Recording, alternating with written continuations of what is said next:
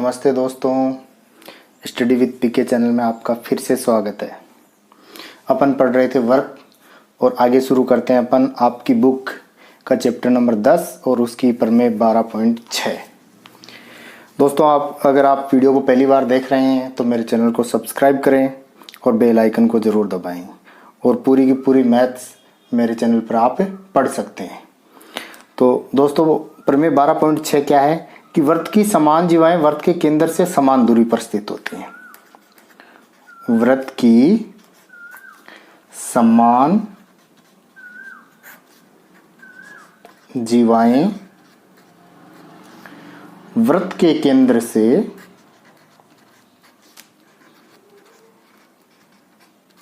केंद्र से समान दूरी पर होती हैं। समान दूरी पर होती है। देखो दोस्तों, इसको समझते हैं। ये प्रमेय है जो आपको अभी पूरी तरह से समझनी है और फिर उसके बाद में जो आगे अपन सवाल हल करेंगे अपनी पाठ्य पुस्तक के, अपनी बुक के, तो उसके अंदर आपको इसी के माध्यम से आप इस सवाल को हल कर पाएंगे। तो वृत्त की समान जीवाएं यानी वृत्त, तो सबसे पहले अपन क्या है, एक वृत्त बना लेते हैं। ये अपन ने बना लिया एक वृत्त, ये इसका केंद्र हो गया। ये कहता है वृत्त की समान जीवाएं, समान यानी बराबर। जैसे 5 सेंटीमीटर की एक जीवा 5 की है तो दूसरी भी 5 की होगी, एक 7 की है तो दूसरी भी 7 की होगी। तो मान लो मैं एक जीवा बना देता हूं यहाँ पे, ये जीवा होगी अपनी ए बी, और एक जीवा ये मान लो कि 6 सेंटीमीटर की है। अपन सपोज करते हैं ये 6 सेंटीमीटर की है, तो इधर वह एक जीवा बनाता हूँ, वो भी 6 सेंटीमीटर की बनाता हूँ। ये मान लो जीवा हो गई सी डी, तो ये भी कितनी है, 6 सेंटीमीटर की है, 6 सेंटीमीटर की। अब इसका कहने का मतलब है कि वृत्त की जो दो समान जीवाएं हैं, ये जीवा और ये जीवा दोनों समान है। तो ये अगर समान हैं तो इसके केंद्र, इसका केंद्र बिंदु है वो, तो इससे भी ये दोनों समान दूरी पर ही होंगी। मान लो कि इसका ये समद्विभाजन बिंदु है M और इसका समद्विभाजन बिंदु है N। तो इसका प्रमेय का कहने का मतलब ये है कि OM और ON आपस में बराबर होंगे। तो इसको अपन कैसे बराबर होंगी, देखो इसको देखते हैं। अपन को क्या सिद्ध करना है, अपन को सिद्ध करना है कि OM बराबर है ON के।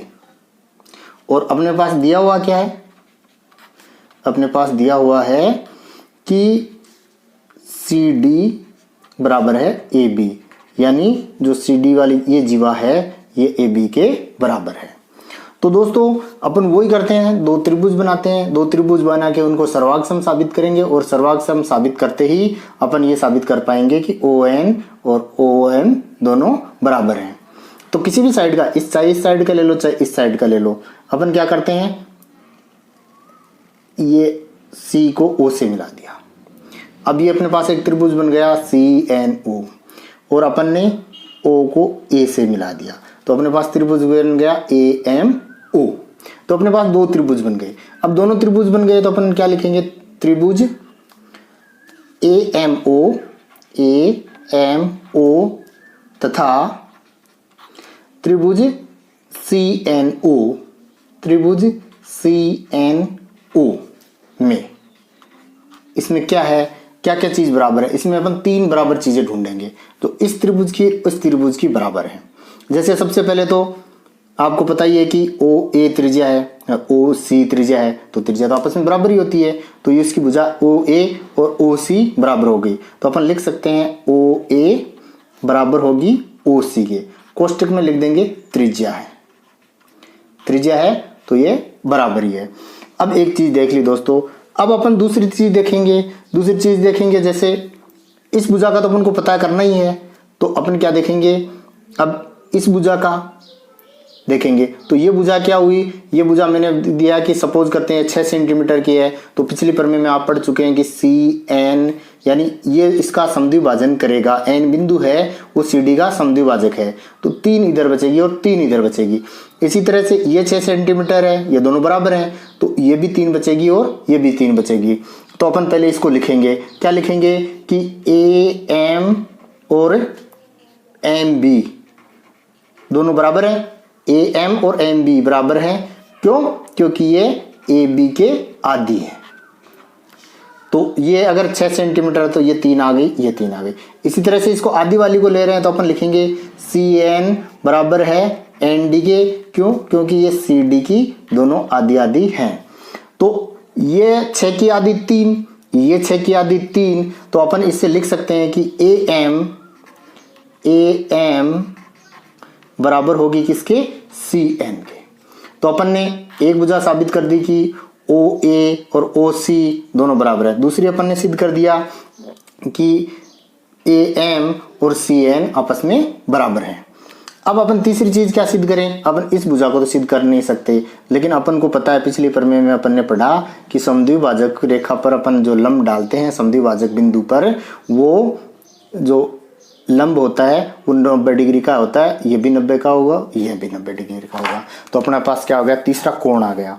तो अपने पास तीसरा कोण आ गया तो अपन लिख सकते हैं कोण ए एम ओ, यानी ए एम ओ बराबर है किसके? सी एन ओ के। इस त्रिभुज का सी एन ओ के बराबर है। और कितना है? 90 डिग्री है। क्यों है? इसका भी अपन लिख सकते हैं, इसका दोनों कारण लिख सकते हैं। जैसे ए एम ओ का ये 90 क्यों है? क्योंकि ओ एम लंब है ए एम पर, यानी लंब है ओ एम। तो अपन जैसे मैंने पिछली प्रमेय में बताया था ओ एम लंब है ए बी पर। ये पिछली प्रमेय में बताया था। अगर आपको समझ में नहीं आ रहा तो आप मेरी पिछली प्रमेय जो पिछला वीडियो वो देख सकते हैं, आपको आसानी से समझ में आ जाएगा। दूसरा, जैसे ओ एन लंब है सी डी पर, ओ एन लंब है सी डी पर। तो ये दोनों आप बातें कोष्टक में लिखोगे तो इससे प्रमाणित हो जाएगा कि ये और ये दोनों कोण बराबर हैं और लंब हैं। तो अपने पास 3 चीजें अपन को बराबर दिखानी होती हैं, 1 2 और 3। तो तीनों चीज अपन ने बराबर दिखा दी तो क्या हुआ? दोनों त्रिभुज सर्वांग सम हो गए। तो अपन लिख सकते हैं त्रिभुज ए एम ओ सर्वांग सम है किसके? त्रिभुज सी एन ओ के, त्रिभुज सी एन ओ के। तो अब किस नियम से हुआ? अपन ने क्या लिया? देखो, एक भुजा, दूसरी भुजा और एक कोण। अब ये कोण कौन सा है? 90 डिग्री वाला। तो जैसे ही 90 डिग्री वाला कोण और ये कर्ण और ये भुजा, तो अपन कौन सा नियम लगता है? आर एच एस नियम से।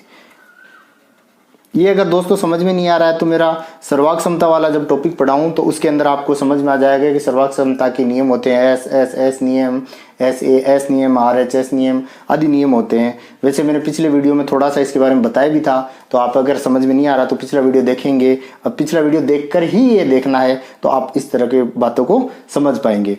तो ये दोनों सर्वांग सम हो गए। सर्वांग सम होते ही अपन कह सकते हैं कि इसकी जो शेष भुजा बची हुई है, क्या बची हुई है? ओ एम, यानी ये भुजा और बराबर है किसके? ओ एन के। तो अब ये हो गया कि वर्त की समान जीवाएं केंद्र से समान दूरी पर होती हैं। देखो ये दोनों ओ एन और ओ एम बराबर आ गए तो केंद्र से समान दूरी पर हो गए। तो अपन सिद्ध कर दिया कि ओ एम और ओ एन बराबर हैं। तो अपन यहां लिख देंगे इति सिद्धम। अब दोस्तों अपन अगले प्रमेय पर आते हैं। अगली प्रमेय क्या है? पिछली प्रमेय की उल्टी है। पिछली प्रमेय अपनी क्या थी? अपनी पिछली प्रमेय थी कि वर्त की समान जीवाएं वर्त के केंद्र से समान दूरी पर स्थित होती हैं। अब इसका उल्टा कर देंगे कि वर्त के केंद्र से समान दूरी पर स्थित जीवाएं समान होती है या बराबर होती है। तो अपन अगली प्रमेय क्या लिखेंगे? इसका उल्टा है कि जो जीवा समान होती है वो समान केंद्र से समान दूरी पर होती है। तो इसका उल्टा, केंद्र से समान दूरी पर जो जीवा होती है वो क्या है कि समान होती है या लंबाई में बराबर होती है। तो ये प्रमेय क्या है कि किसी वृत्त की जीवाएं केंद्र से बराबर दूरी पर हों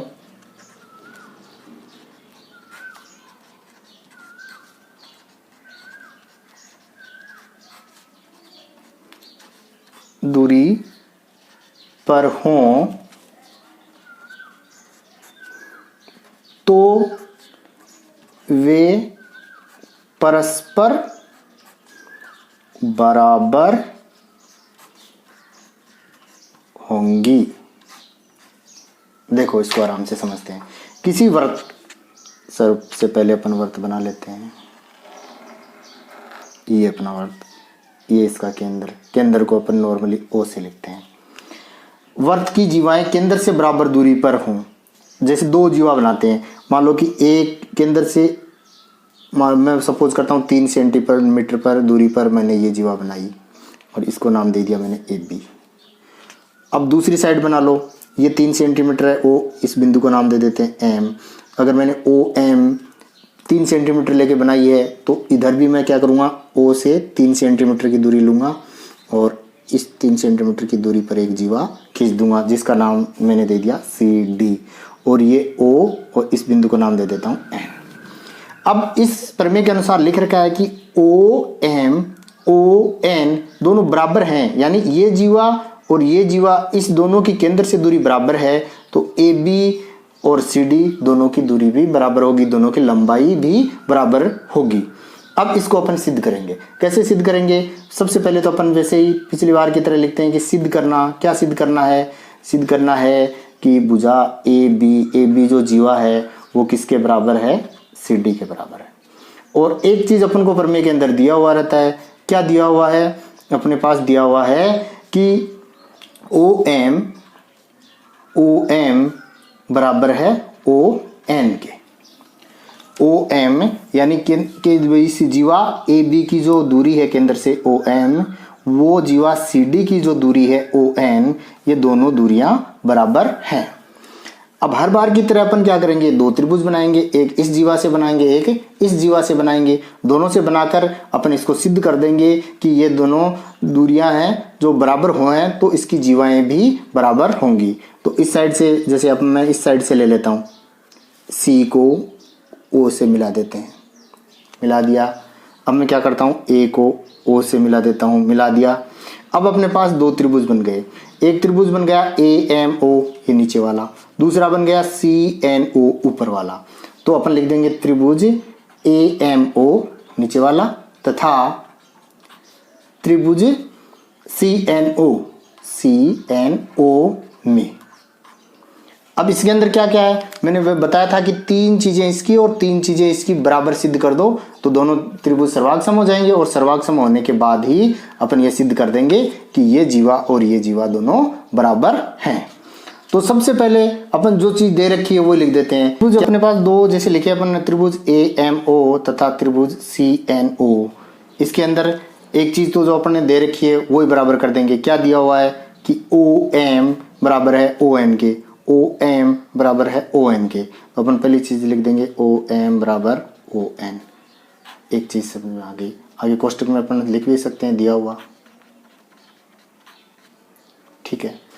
दूसरी बात, अब इसके अंदर और क्या सिद्ध करें? अब अपन सिद्ध क्या कर सकते हैं कि ये जो त्रिज्या है ओ ए और ये सी ओ दोनों बराबर हैं, तो ये दोनों इसके कर्ण भी हो गए। ये इस त्रिभुज का कर्ण ये हो गया, तो ओ ए बराबर है ओ सी। कोष्टक में अपन लिख देंगे कि त्रिज्या है, ठीक है। चौथी बात अपन, अब तीसरी भुजा ये बची, इसके बारे में तो अपन को बताना ही है। तो अपन क्या करेंगे? अब एक कोण ले लेंगे। आपको पता ही है कि ये कोण 90 डिग्री का होता है। क्यों? क्योंकि ये जीवा पर केंद्र से डाली गई जो रेखा होती है वो जीवा का जो समद्विभाजन करती है वो लंब होती है इसके अंदर। तो अपन क्या लिख देंगे कि कोण ए एम ओ बराबर है किसके? कोण सी एन ओ के। कोण सी एन ओ के बराबर है। क्यों? इसका कारण भी अपन लिखेंगे। क्या लिखेंगे? ओ एम है वो लंब है ए बी पर, ओ एम है वो लंब है किस पर? ए बी पर। और ओ एन जो लंब है वो किस पर है? सी डी पर। ये दोनों बात अपन कोष्टक में लिख देंगे, तो इससे ये साबित हो जाएगा कि दोनों कोण बराबर हैं। और कितने डिग्री के हैं ये दोनों? 90 डिग्री के हैं। तो ये दोनों त्रिभुज क्या हुए? सर्वांगसम हो गए। अपने पास 1, 2 और 3 चीजों से अपन ने सिद्ध कर दिया कि ये दोनों त्रिभुज सर्वांगसम हैं। तो अपन लिख देंगे त्रिभुज ए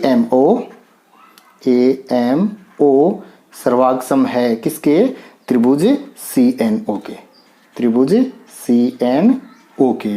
तो अपन क्या कह सकते हैं, अब तीसरी दूरी अपन को तो इस जीवा से मतलब है तो अपन ये दूरी लेते हैं, तो अपन अतः अपन कह सकते हैं कि AM बराबर होगी किसके, CN के। तो AM CN दोनों बराबर होगी, तो अतः ये दोनों इसकी आधी आधी हैं तो ये दोनों भी बराबर हो जाएंगे, तो अपन लिख देंगे AB बराबर होगी किसके, CD के। इति सिद्धम। प्रमेय के बाद में अब दोस्तों अपन आते हैं अपनी प्रश्नावली के सवालों पर। तो प्रश्नावली 12.2 का दूसरा सवाल, इंपॉर्टेंट सवाल मैंने लिए हैं, इंपॉर्टेंट सवाल मैं आपको करवाऊंगा इस चैनल पर। तो जैसे ये अपना प्रश्नावली 12.2 का दूसरा जो सवाल है इसको अपन हल करते हैं। ये सवाल क्या है, यदि वृत्त की त्रिज्या 13 सेंटीमीटर है तो अपन क्या करेंगे, सबसे पहले एक वृत्त बना लेंगे। सवाल में जितना कहता है उतना करते जाना चाहिए, क्योंकि पूरा सवाल फिर अपन को एक साथ याद ही नहीं रहता। ये वृत्त का केंद्र, और यह क्या कह रहा है, त्रिज्या, मैं त्रिज्या बना दी, ये आ गई 13 सेंटीमीटर। ठीक है, अपन नाम भी दे देते हैं, केंद्र को नाम दे दिया O, और इस बिंदु को अपन ने परिधि पर इस बिंदु का नाम दे दिया A। अब कह रहा है और एक जीवा की लंबाई 10 सेंटीमीटर है, तो अपन जीवा, तो वृत्त में जो परिधि के अंदर जो पॉइंट है उसी से अपन एक पॉइंट से दूसरी एक जीवा खींच देते हैं। मान लो मैं ये जीवा खींच देता हूँ, ये जीवा, और इस जीवा की लंबाई कितनी है, 13 सेंटीमीटर, जीवा की लंबाई 10 सेंटीमीटर। सपोज करते हैं ये मैंने लिख दी 10 सेंटीमीटर। ठीक है, इसको मैंने बिंदु दे दिया B। तो इस जीवा की वृत्त के केंद्र से दूरी ज्ञात करो। अब ये वृत्त का केंद्र, ये वृत्त के केंद्र से पिछले प्रमेय में आपने पढ़ा होगा कि जीवा के समद्विभाजक बिंदु को केंद्र से मिलाने पर ये इसके ऊपर लंब होता है। तो अब देखो ये पूरी की पूरी दूरी 10 सेंटीमीटर है, तो इस बिंदु को मैं जैसे नाम दे देता हूँ, इस बिंदु को मैंने नाम दिया M। अब M से A तक की जो दूरी है ये कितनी होगी, 10 सेंटीमीटर की आधी, 5 सेंटीमीटर।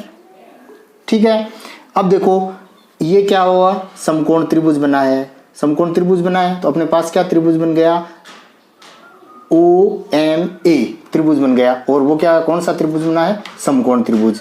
तो अपने को क्या ज्ञात करना है, O और M ज्ञात करनी है, क्योंकि इसने पूछा कि वृत्त के केंद्र से दूरी ज्ञात करिए, किसकी, जीवा की। तो जीवा की वृत्त के केंद्र से दूरी OM ज्ञात करनी है, तो अपने पास क्या है, समकोण त्रिभुज। समकोण त्रिभुज कौन सा, त्रिभुज का नाम दे दो, जैसे OMA, OMA में। अब समकोण त्रिभुज के अंदर क्या लगता है, पाइथागोरस प्रमेय लगती है। पाइथागोरस प्रमेय क्या होती है, जिसे बोधायन प्रमेय भी कहते हैं अपन। पाइथागोरस प्रमेय क्या होती है, कर्ण स्क्वायर बराबर लंब स्क्वायर जोड़ आधार स्क्वायर। ठीक है, अब आपको पता है कि जो समकोण अपना होता है 90 डिग्री का कोण होता है, उसके सामने वाली होती है कर्ण। तो सामने वाली कर्ण है, तो कर्ण की कितनी है, 13 सेंटीमीटर, तो 13 का स्क्वायर। अब लंब, लंब ये लंब है, OM है, तो लंब अपने पास है ही नहीं, तो अपन लंब का कुछ लिख ही नहीं पाएंगे, लंब स्क्वायर लिख देंगे। फिर प्लस आधार, आधार कितना है, ये पूरी 10 सेंटीमीटर है, तो अपन ने आधा समद्विभाजक बिंदु है M, तो आधी कितनी बची, 5 सेंटीमीटर, तो अपन इसको लिख देंगे 5 का स्क्वायर। अब 13 का स्क्वायर का मतलब क्या होता है, 13 गुणा 13, यानी 13 की घात 2, यानी 13 2 बार गुणा में, तो 13 को इससे गुणा करेंगे तो आएगा 169। अब लंब, लंब अपने पास है ही नहीं, जो अपन को ज्ञात करना है, लंब स्क्वायर प्लस 5 की घात 2, 5 का स्क्वायर यानी 5 गुणा 5, यानी 5 गुणा 5 25। ठीक है, अब अपन क्या करते हैं दोस्तों, संख्या को एक साइड में लाते हैं और जो अपने अज्ञात संख्या है उसको एक साइड में रखते हैं। तो अपने पास अज्ञात में क्या, लंब है, तो लंब को इसकी जगह ही रहने देते हैं और 25 को इधर ले आते हैं। तो 169 की जगह है, बराबर बराबर 25 इस साइड में किस में है, प्लस में, इधर आएगा तो माइनस में, और ये अपना बच गया लंब स्क्वायर। अब देखो 169 में से अपन 25 घटाते हैं, 169 में से 25 घटाते हैं तो अपने पास आता है 144। 144 क्या, लंब स्क्वायर। या मैं इसको उल्टा भी तो लिख सकता हूँ, लंब को इधर लिख सकता हूँ, 144 को इधर लिख सकता हूँ, तो मैं इसको ये भी लिख सकता हूँ लंब स्क्वायर बराबर 144। तो लंब इधर क्या है, लंब का वर्ग है, तो बराबर के उल्टी साइड में जाते ही वर्ग का वर्गमूल हो जाएगा, जोड़ का बाकी हो जाएगा, बाकी का जोड़ हो जाएगा, गुणा का भाग हो जाएगा, भाग का गुणा हो जाएगा, वर्ग का वर्गमूल हो जाएगा। तो अपन लिख देंगे वर्गमूल 144। तो अब लंब कितना आएगा, 144 का वर्गमूल कितना आता है 12, और ये सब सेंटीमीटर में है तो ये भी आएगा सेंटीमीटर आंसर। अगर दोस्तों वर्ग, वर्गमूल, घन, घनमूल नहीं आता है तो मेरे आप वर्ग और वर्गमूल, घन, घनमूल वाले वीडियो को देख सकते हैं। अब आगे वाले वीडियो में अपन प्रश्नावली 12.2 के सभी सवाल जो मोस्ट इम्पोर्टेंट सवाल हैं उनका मैं सॉल्यूशन करवाऊंगा। इसके लिए आप मेरे चैनल को सब्सक्राइब करें और बेल आइकन को ज़रूर दबाएं। धन्यवाद।